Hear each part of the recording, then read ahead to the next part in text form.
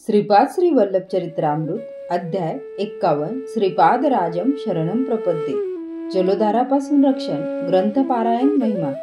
मी कुरवपूरला असताना अश्विन कृष्ण द्वादशी आली। त्या दिवशी हस्त नक्षत्र होते। कृष्णा नदीत स्नान करून श्रीपाद प्रभू थोडा वेळ ध्यानस्थ बसले।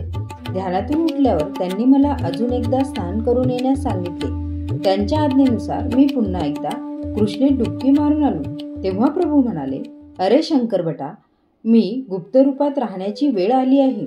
मी कृष्णा नदीत अंतर्धान पाहून या कुरवपुरात गुप्त रूपाने संचार करीन।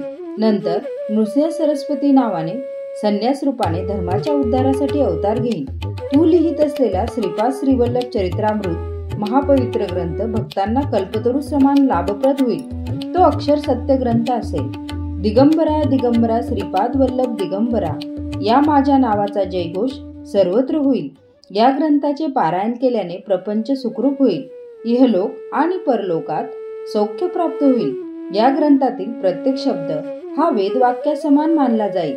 तू लिहित असलेला संस्कृत ग्रंथ माझ्या महासंस्थानातील औदुंबर वृक्षाखाली शब्द स्वरूपात कायमचा राहील।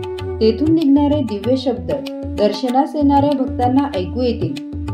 हृदयापासून ज्यांना माझ्या दर्शनाची तळमळ लागली असेल त्यांना माझे दर्शन अवश्य होईल। मी माझ्या भक्तांच्या संरक्षणासाठी सदैव सज्ज असतो। तुझ्या संस्कृत ग्रंथाचा तेलुगू भाषेत अनुवाद केला जाईल।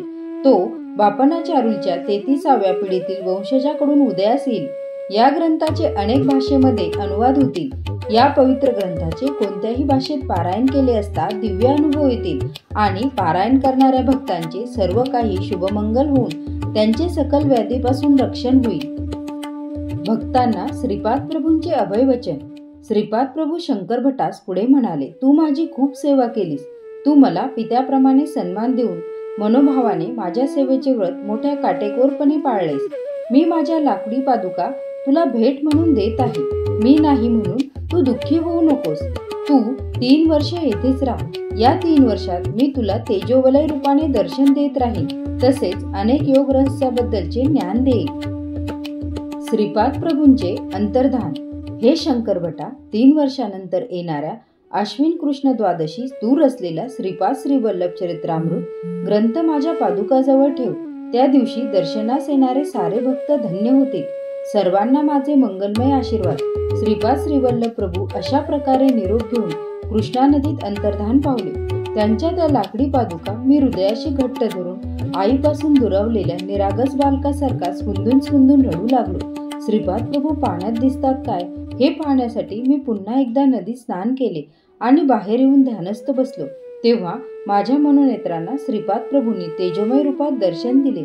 श्रीपाद श्री वल्लभांचा जय जयकार असो। फलश्रुती जलगंडाधिकापासून रक्षण।